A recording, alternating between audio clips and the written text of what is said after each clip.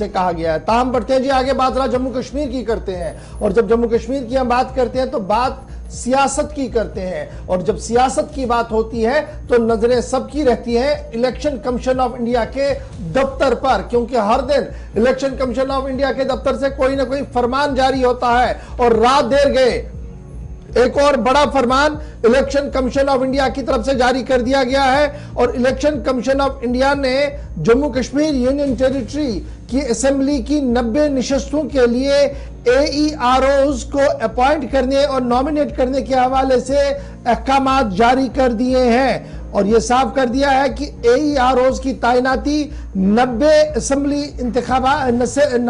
हलकों के अंदर कराई जाए, ताकि आने वाले दिनों में निजाम को बेहतर बनाया जाए। इतना ही नहीं बल्कि इलेक्शन कमीशन ऑफ इंडिया ने लद्दाख की पार्लिमानी सीट के लिए भी AEROs की तैनाती को यकीनी बनाने के लिए मुतल्लिका महकमे से खत किताबत शुरू कर दी है। Block development officers, CDPOs, district social welfare officers को अपॉइंट किया जा सकता है AEROs के तौर पर। ताहम समरी रिवीजन, जो वोटर समरी रिवीजन नजरसानी का जो अमल वोटर लिस्ट में चल रहा है वो मुकम्मल हो जाएगा जी 27 अक्टूबर को। इलेक्शन कमीशन ऑफ इंडिया की तरफ से ऑर्डर जारी कर दिया गया है, जिसमें कहा गया है कि अपॉइंटमेंट्स की जाएंगी dedicated assistant electoral registration officer AERO की अपॉइंटमेंट्स हो, और ये डेडिकेटेड आदमी जो है वो लगाए जाएं जी 90 असेंबली कॉन्स्टिट्यूएंसीज के लिए जम्मू कश्मीर के अंदर।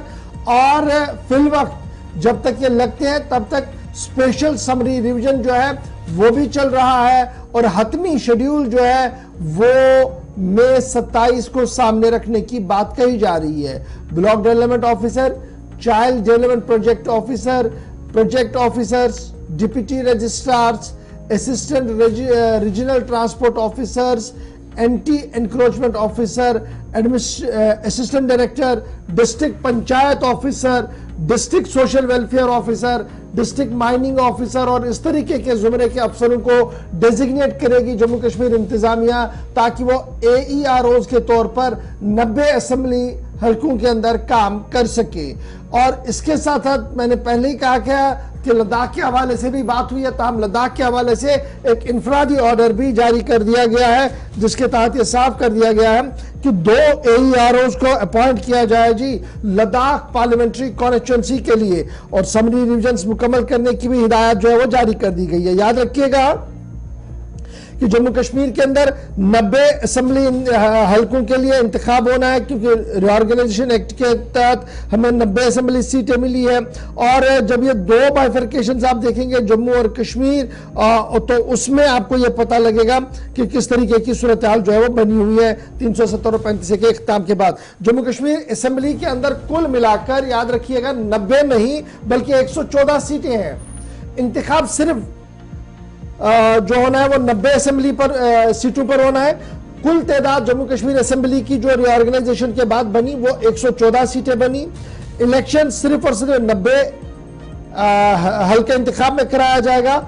47 उसमें कश्मीर सूबे के अंदर है, 43 जो है वो जम्मू सूबे के अंदर है। ये नई हदबंदी के बाद की मैं बात कर रहा हूं, और 24 सीटें जो है वो रिजर्व कर दी गई है POJK के लिए। POJK के जो लोग वहां पर हैं उनके लिए इसको रिजर्व कर दिया गया है। इस बीच कश्मीरी पंडित और खवातीन की नॉमिनेशन का अमल भी पौंडीचेरी तर्ज पर जम्मू कश्मीर के अंदर कराया जाएगा। इस तरीके की बात जो है वो पहले ही साफ कर दी गई है। ताहम चुनाव होंगे असेंबली के, नहीं होंगे, लेकिन तैयारियों में इलेक्शन कमीशन ऑफ इंडिया जुट चुका है, और AEROs की तैनाती के हवाले से रात देर गए ऑर्डर जारी कर दिया गया है, और हुकूमत की तरफ से साफ कर दिया गया है कि AEROs की तैनाती आने वाले चंद दिनों के अंदर अंदर मुकम्मल तौर पर कराई जाएगी जम्मू कश्मीर के अंदर।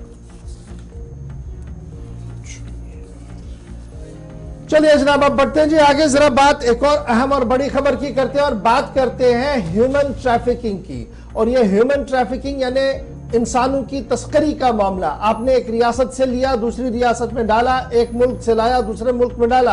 दुनिया भर के अंदर ये चीजें, ये फिल्में हमने बहुत देखी थी, लेकिन तज्जियाती रिपोर्ट जब पेश किया गया जम्मू कश्मीर के हवाले से, तो कहा गया जनाब हम किसी से कम नहीं, यहां पर भी इंसानों की तस्करी और ह्यूमन ट्रैफिकिंग का मामला जो है वो चलता है। और इसका खाका खुद कल इसकी सरबराह तंजीम की सरबराह की तरफ से खींचा गया है। अगरचे लेफ्टिनेंट गवर्नर ने कहा कि मुल्क के मुकाबले में यानी एदाद-ओ-शुमार के मुकाबले में यहां पर हालात कदरे ज्यादा बेहतर है, ताहम छोटी सी ही सही, थोड़ी सी ही सही, लेकिन ट्रैफिकिंग यहां पर भी होती है।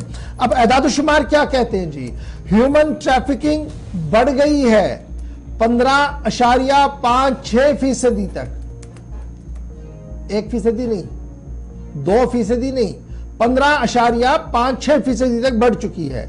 और जब आप पिछले सालों का आंकड़ा और खाता खोलकर देखेंगे तो पता लगेगा कि खवातीन की तस्करी और इनको सबसे ज्यादा टारगेट किया गया, चाहे बाहर से यहां लाया गया, यहां से बाहर लिया गया, या धोखा देकर उनके साथ जिनसी इस्तेसाल किया गया नौकरियों के बहाने पर, दूसरे चीजों को लेकर।